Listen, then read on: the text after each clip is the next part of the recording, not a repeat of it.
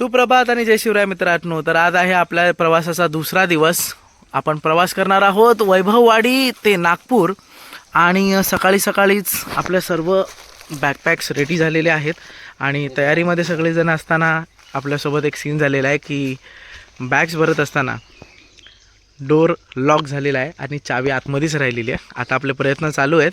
पहिले door unlock करायचं आहे आणि त्यानंतर ह्या सर्व बॅग्स ठेवून आपण पुढच्या प्रवासाला सुरुवात करणार आहोत.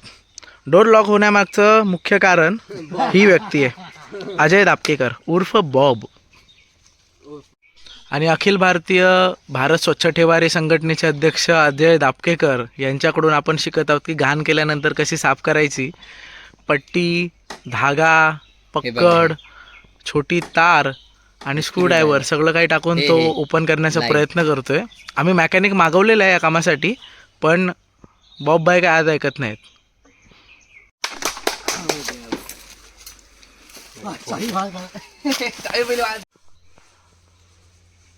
गो गावदेवी माता वैभववाडीपासून प्रयागराजपर्यंत महाकुंभ मेळ्याचा प्रवास आम्ही करत आहोत.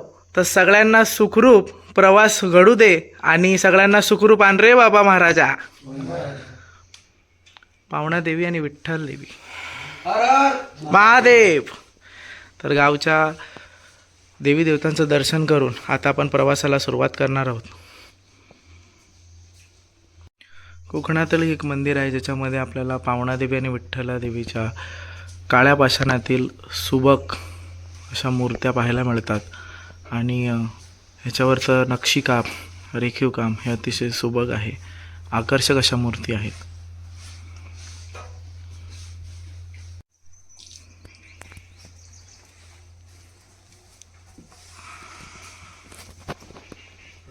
अंदर का मंदिर है किधर अंदर एक जंगल में. रामेश्वर का ऐसा ही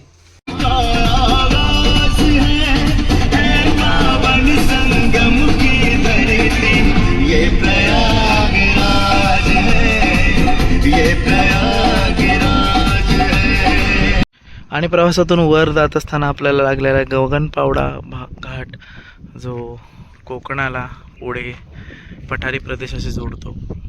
आणि इथल्या असेंडिंग्समध्ये थरारक असे टर्न्स आहेत जे आपण नंतर रेकॉर्ड करू. सगळ्यांनी उठून एक आस्वाद घेण्याचा प्रयत्न केलेला आहे. इकडे नेचर व्ह्यूजचा फोटोग्राफी आणि व्हिडिओग्राफी सेशन चालू आहेत. 5 मिनिटाच्या हॉल्ट नंतर आपण पुढच्या प्रवासाला सुरुवात करणार आहोत. सध्या आपण चाललो आहे कोल्हापूर, सातारा, सांगली मार्गे टुवर्ड्स नागपूर.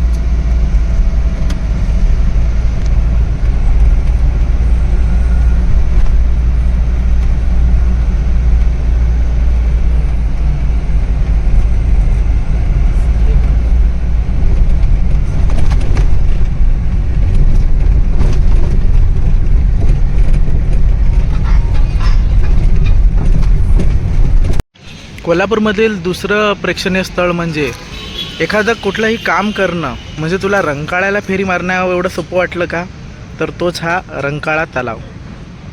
तसा संपूर्ण कोल्हापूर सिटीच्या मधोमध असलेला सर्वात मोठा तलाव म्हणून याची प्रसिद्धी आहे आणि अतिशय सुंदररित्या प्रशासनाने तो मेंटेन ठेवलेला आहे. दुपारच्या जेवणाची वेळ आणि सगळ्यांनी जेवायला घेतलेलं. आपण लागलेलो आहोत कोल्हापूर मिरज हायवेला.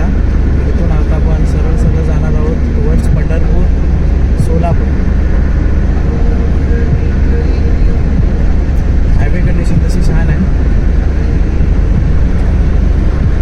सध्या आहोत आपण NH 166 वरती, म्हणजेच सोलापूर नागपूर एक्सप्रेसवेवरती.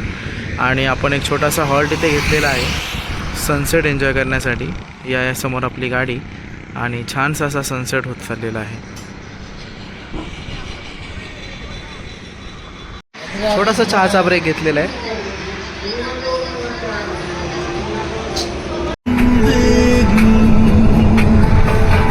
मेरा साथ थमले हाथ चाहे जो भी होगा तू बस दे दे मेरा साथ.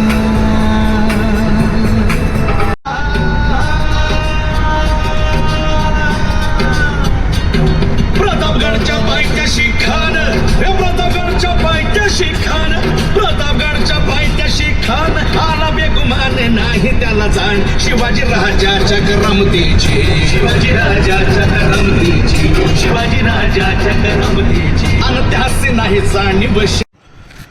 रात्रीचे जेवण करून आता आपण एक छोटासा हॉल्ट घेतलेला आहे जालन्यापाशी. ॲक्च्युली प्लॅन असा होता की आपण जालन्यापर्यंत किंवा जोपर्यंत पोचू तोपर्यंत नाईटला थांबूयात, स्टे घेऊयात आणि नंतर पुढचा प्रवास कंटिन्यू करूयात.